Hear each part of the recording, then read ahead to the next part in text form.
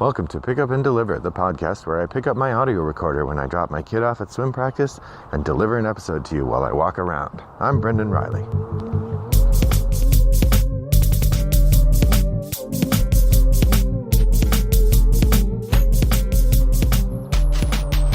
Well, good morning, listeners. Welcome back. I apologize that I missed the Monday, my Monday episode. As I mentioned before, I was going on a trip and I actually did record an episode in time to post it on Monday. But I think I just didn't plug the microphone all the way in. So what you could hear was me very quietly talking and my heart beating really loudly. Somehow not having the microphone plugged in made it hard for the phone to drown out the heartbeat noise. I don't understand. I mean, it's a clip-on mic. I don't know why it doesn't always have that problem, but whatever. The recording was unusable. So that was why I didn't publish an episode Monday, and this is the first chance I've had to do a follow-up. So I'm going to try redoing the episode. Well, I had a trip, like I mentioned. I went to Newfoundland, which is an island in Canada on the very east coast of Canada. It's so far to the east coast. In fact, it has its own time zone. I think I mentioned it's a half an hour ahead of Atlantic time. Now, Atlantic time is already an hour ahead of Eastern time, which is an hour ahead of Central time where I was. So I was 2.5 hours ahead of my normal time, the U.S. Central time zone, which meant that I slept in, or it was easier to sleep in. But when I came back, it was really weird because the day we came back, we got up at 4 to go to our flight, and when we got home, it was as if we'd been up since like 1:30 or something.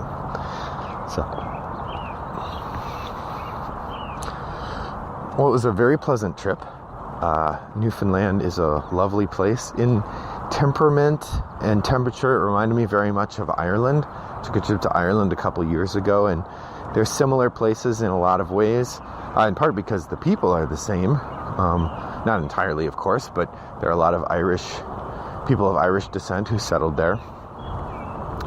Recently enough that there's still a fairly heavy Irish accent among some of the locals.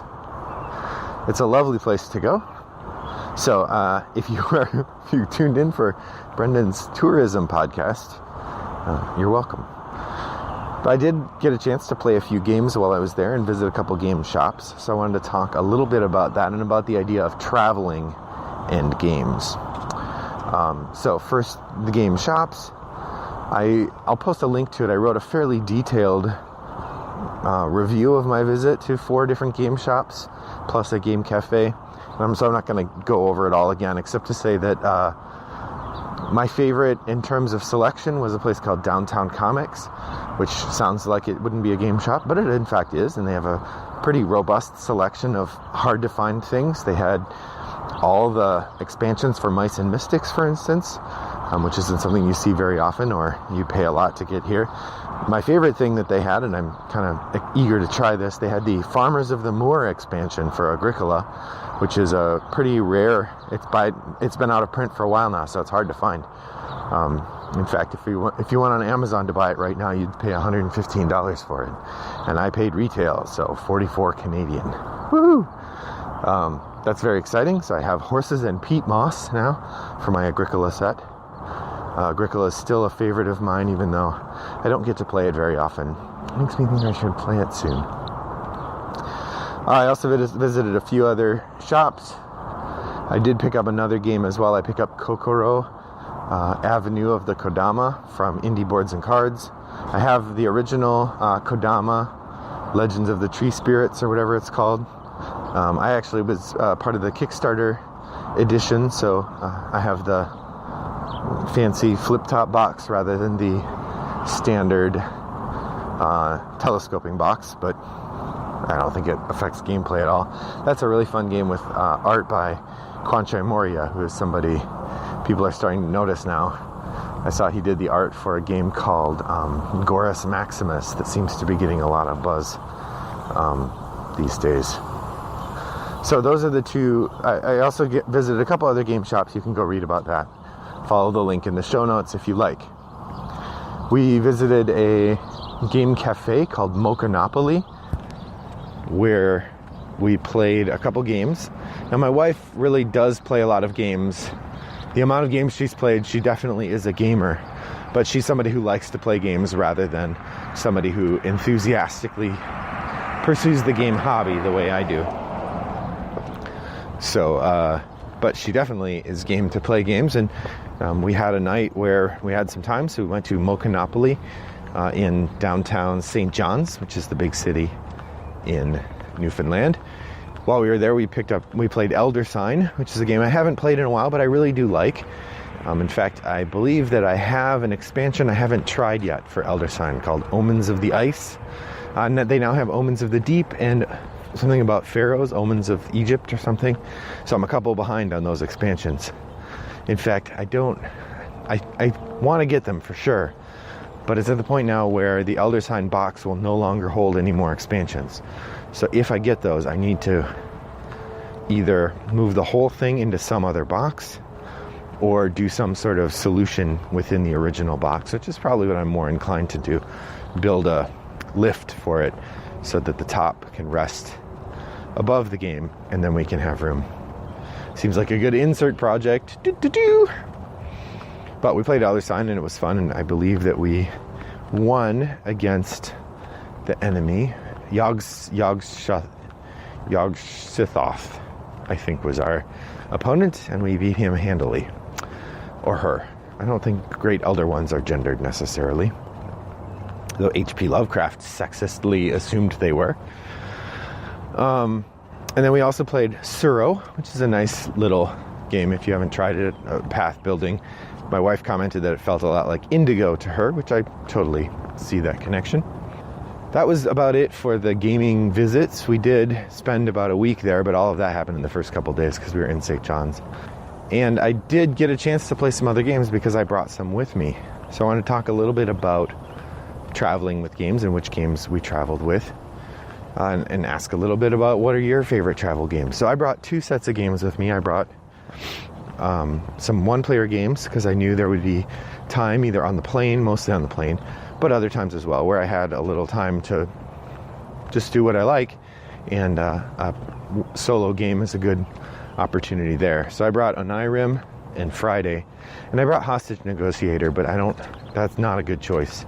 For one, I don't feel comfortable playing it on a plane because it's got cards that say hostage and terrorist on them, and I think people get twitchy on planes. But then it doesn't fit in the Onirim box as easily as the other 2 do. The cards fit fine and the tokens, but the boards don't. So then I had to have the boards in the other box. So I brought the Onirim box with Onirim and Friday in it, and pieces from Hostage Negotiator. And then the other box, I grabbed a expansion box from Galaxy Trucker Missions, and I filled that with a number of other games that I packed by taking them out of their original boxes and kind of cramming them into this one box. And so that was sort of how I managed to take Galaxy Trucker, or take those things with me in that Galaxy Trucker box. So I brought Tides of Madness, which we played, and InBetween, which I got played, which was fun. Seems like those are the main 2 that we played. We may have played one more, but it's not clicking in my head today. Overall fun. My wife didn't like InBetween as much as I was hoping she would, but really I got it for my daughter, who's kind of a Stranger Things nut. It's rough. It's a sort of almost Stranger Things game with an interesting push-pull mechanic that's pretty fun. So that's the game we tried. Oh, we also discovered, though, that we were playing it incorrectly. So in playing it correctly, it becomes much more difficult. So we played one game of it correctly and one game of it incorrectly. So when you're traveling with games, like I said, what I do is I take the components out of the game and I'll put them in bags. Usually I get a bigger bag that'll hold all the components, and then all the stuff in the game is already bagged. I generally would avoid bringing things with very many little pieces, because if you are traveling, you probably don't always have a big space to play, so you don't want to bring something that requires a lot of table space.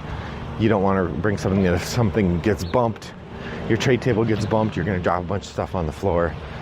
It's going to be hard to find little wooden discs while you're on an airplane, for instance. Although, like I said, I brought Friday, and that works fine on a tray table and a plane. The other thing I do is I package my games tightly in these boxes, and I put them in my carry-on in a place that's easy to grab. And then when I'm going through security and the thing where you have to take your laptop out and take your camera out, I also take out those games, and I set them on the line to be scanned. Mostly I do that because before, particularly when I was traveling somewhere, I brought Netrunner cards with me, and they were in my carry-on, and I actually got stopped, and they took them out and looked at them because they look weird on the scanner. So if you just get them out ahead of time, then if they want to check them, they can just open them up and look. But more likely, they see that it's a game, and then they know what it was, and they didn't have to check. So I recommend if you're traveling with games, just keep them handy and put them in the bin when you're getting your laptop or whatever else you're using out of your bin. So that's easy enough to do. So I got to thinking about the practicalities of travel as an interesting kind of game as well. Right? My wife and I planned a trip. Actually, to be fair, she did most of the planning. It's one of the things she really likes about a trip. So while I probably would plan, I wouldn't start until too late, and then we'd miss stuff because I wouldn't have started until the beginning of June, maybe, where she booked things in January, which is great because then we are able to do things that we otherwise I might say, hey, this is neat. Too bad we're unable to do it.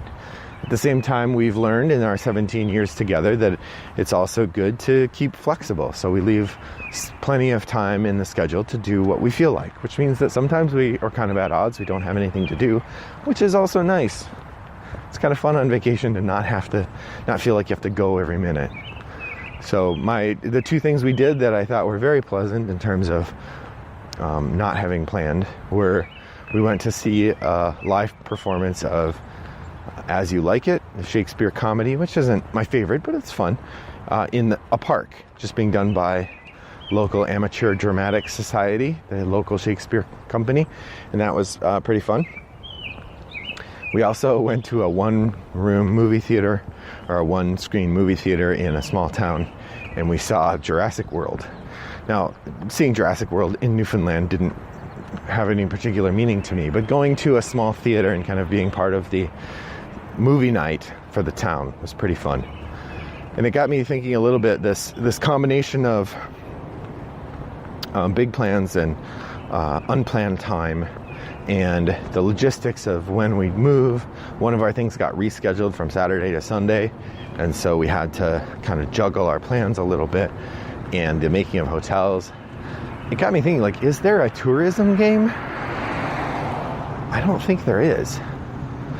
Or some sort of game about the logistics of travel. I know that I saw a game on Kickstarter last year about running an airport, which has always been an interesting idea to me.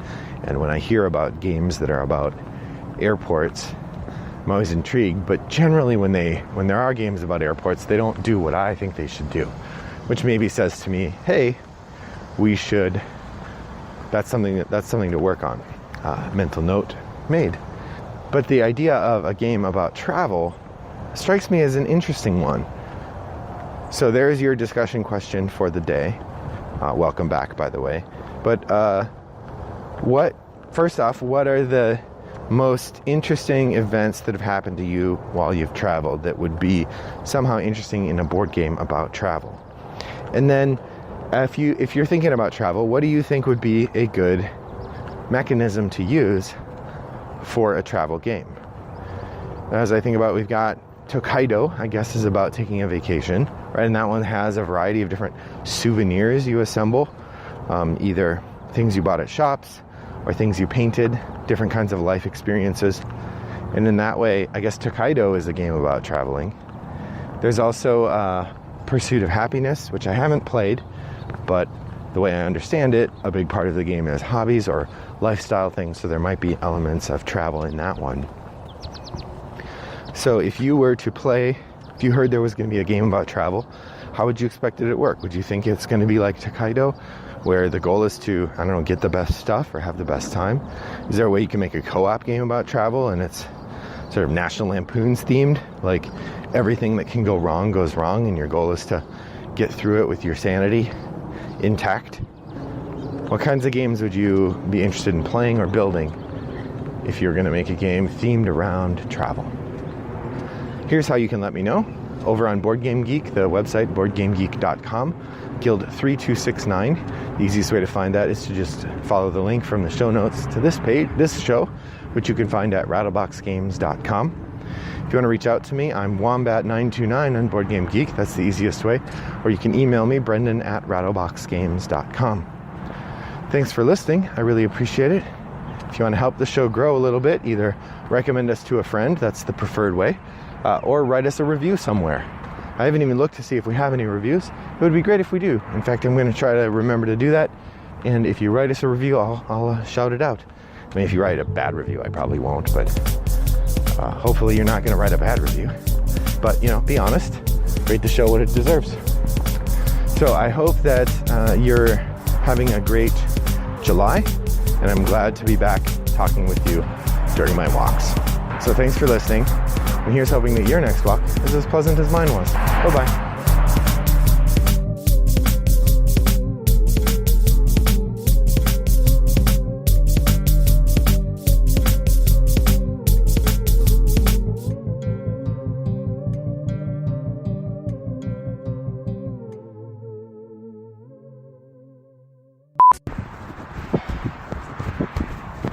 Welcome to Pick Up and Deliver, the podcast where I pick up my audio recorder when I drop my kid off at swim practice and deliver an episode to you while I walk home. I'm Brendan Riley. Brought to you by Rattlebox Games.